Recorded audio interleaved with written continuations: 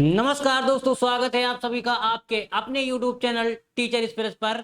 Teacher express एक सफर मंजिल की ओर। दोस्तों, आज आपके सामने बहुत ही महत्वपूर्ण टॉपिक जिसका नाम है आरटी 2009 शिक्षा का अधिकार अधिनियम, जिससे बहुत ही ज्यादा जो आपका पिछला एग्जाम हुआ था उससे भी क्वेश्चन आए हुए थे। तो आज देख लेते हैं, क्लियर कर लेते हैं। आज से आपका जो इससे भी कोई भी क्वेश्चन आएगा तो बचकर आपसे जाने वाला नहीं है। तो बिल्कुल चलिए देख लेते हैं टॉपिक बाइट।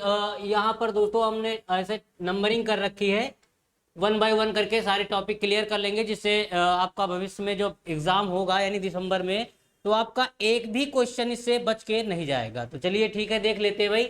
शिक्षा का अधिकार अधिनियम दोस्तों आरटी 2009 क्या कहता है, पहला स्टार्टिंग में देखते हैं इसको। क्वेश्चन जहां जहां से बनेगा मैं बिल्कुल आपको क्लियर करते चलूंगा बिल्कुल। तो 1 मिनट दोस्तों, कलर चेंज कर ले रहा हूं। तो कह रहा है 4 अगस्त 2009 को भारतीय संसद में शिक्षा का अधिकार अधिनियम पेश किया गया। ठीक है दोस्तों, कब किया गया? पेश नहीं बल्कि पारित किया गया। यहां पर देना भाई, 4 अगस्त 2009 को भारतीय संसद में शिक्षा का अधिकार अधिनियम क्या है भाई को यहाँ किया गया, पेश किया, लिखा पारित किया गया। कौन सा संविधान संशोधन पूछ सकता है आपसे? तो कौन सा संविधान संशोधन? आप कहेंगे 86वां संविधान संशोधन के तहत। कौन से अनुच्छेद में जोड़ा गया? तो आपको बताना है 21A या 21 का। लिख के बाद सेम ही भाई, 21A आ जाए या 21 का आ जाए तो बात एक ही है। ठीक है, के अंतर्गत आता है। तथा संपूर्ण भारत में 1 अप्रैल 2010 को लागू कर दिया गया। अगर संपूर्ण भारत की जब बात करेगा कि शिक्षा का अधिकार अधिनियम संपूर्ण भारत में कब से लागू किया गया, तो आपको बताना है 1 अप्रैल 2010 से लागू किया गया। लेकिन संसद में कब पारित किया गया, तो आपको बताना है 4 अगस्त 2009 को। और दूसरा क्वेश्चन ये बनेगा कि कौन से संविधान संशोधन द्वारा, तो 86वें संविधान संशोधन के द्वारा। कौन से अनुच्छेद में जोड़ा गया, तो आपको बताना है 21A या 21 का में। तो ये क्लियर ना भाई। फिर नेक्स्ट पॉइंट कह रहा है 6 से 14 वर्ष तक अनिवार्य एवं निःशुल्क शिक्षा देना चाहिए तथा प्रवेश उनकी आयु के अनुसार दिया जाए, जिससे उनकी कक्षाओं में समरूपता रहे। तो नेक्स्ट पॉइंट दोस्तों, इसमें आरटी में कहा गया है कि 6 से 14 वर्ष जो बच्चे हैं उनको अनिवार्य और निःशुल्क शिक्षा देने की बात कही गई है। इस आरटी में क्या कहा गया भाई कि 6 से जो 14 वर्ष तक के बालक हैं उनको अनिवार्य और निःशुल्क शिक्षा देने की बात कही गई है।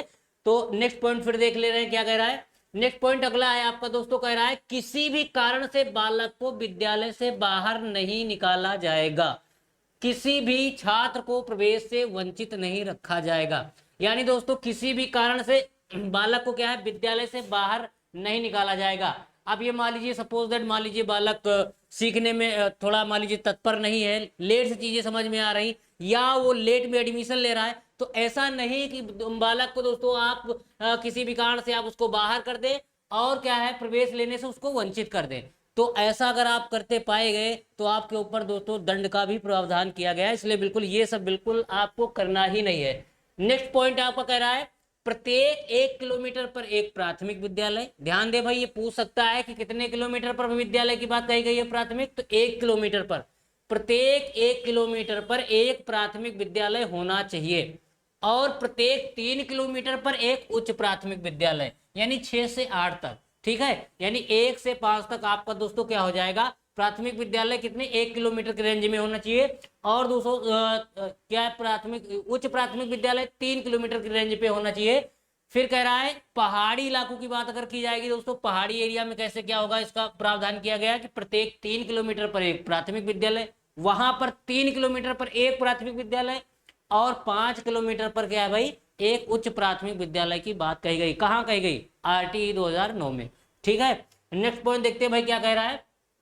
नेक्स्ट पॉइंट आपका कह रहा है कि प्राथमिक विद्यालय में जो शिक्षक और दोस्तों छात्र का अनुपात है, शिक्षक और छात्र का अनुपात, तो उसके बारे में यहां से भी क्वेश्चन पूछ लेता है। ध्यान रखना भाई, प्राथमिक विद्यालय में शिक्षक और छात्र का अनुपात जब आपसे पूछेगा तो आप क्या बताएंगे, यानी 1:30। 1:30 यानी 30 बच्चों पर एक मास्टर, 30 बच्चों पर एक भाई अध्यापक होगा प्राथमिक विद्यालय में।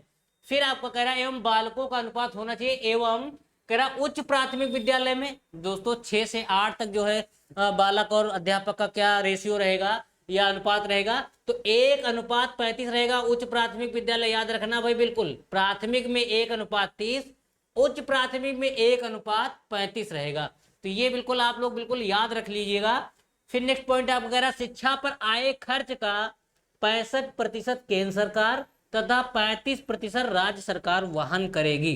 दोस्तों जो यहाँ पर शिक्षा का मतलब जो भी खर्चा आएगा किसी भी स्टेट का हो, तो उसमें कहा गया कि 65% जो होगा केंद्र सरकार उसका वहन करेगी, बाकी जो 35% बचा वो केंद्र सरकार और स्थानीय सरकार मिलकर के जो है इसका वहन करेंगी। ठीक है भाई, निःशुल्क की बात कही गई तो निःशुल्क कहीं कहीं ना कहीं से तो पैसा लगेगा, तो जो उसमें पैसा जो भी इन्वेस्ट होगा, जो खर्च आएगा, उसमें 65% केंद्र सरकार करेगी। ध्यान रखना भाई, कितना? 65% केंद्र सरकार वहन करेगी और राज्य सरकार और स्थानीय सरकारें कितना करेंगी? 35% वहन करेंगी। ठीक है, तो नेक्स्ट पॉइंट देख लेते हैं फिर क्या कह रहा है। सप्ताह में 45 घंटे एक शिक्षक को पढ़ाना कंपलसरी है, अनिवार्य है। यानी इस एक सप्ताह में 45 घंटा एक अध्यापक को पढ़ाना कंपलसरी है। ठीक है, ये आपसे पूछ सकता है टाइम, तो इसलिए याद रखना कितने घंटा है? 45 घंटा पढ़ाना जरूरी है, अनिवार्य है। फिर नेक्स्ट पॉइंट कह रहा है आपका प्राइवेट स्कूलों की कुल सीटों का 25%, ध्यान दे भाई, प्राइवेट स्कूलों की कुल सीटों का 25% निर्धन बालकों को निःशुल्क प्रवेश दिया जाएगा। कितना परसेंट दोस्तों? 25% की बात करा, ये याद रखना भाई बिल्कुल। कितने परसेंट पूछ लेगा आपसे एग्जाम में, तो कितना परसेंट बताना है आपको? 25% बताना है। प्राइवेट स्कूल, जो पब्लिक स्कूल होते हैं, पब्लिक स्कूल में जो गरीब बच्चे हैं, निर्धन बालक हैं, उनके लिए 25% दोस्तों छूट रहेगी सीटों पर। तो ये चीज बिल्कुल आप लोग याद रखेंगे। तो दोस्तों ये आपका था आरटी 2009, इससे बाहर आपका तो फिलहाल कुछ नहीं आएगा, सारी चीजें आपको बता दी गई हैं। मैं आपको फिर से एक बार कहो तो रिपीट करवा दूं भाई, तो ध्यान दीजिए भाई। अगर अगर कह रहा है दोस्तों, अगर आपसे कह रहा है कि संसद में कब पारित किया गया, तो आपको बताना 4 अगस्त 2009 को।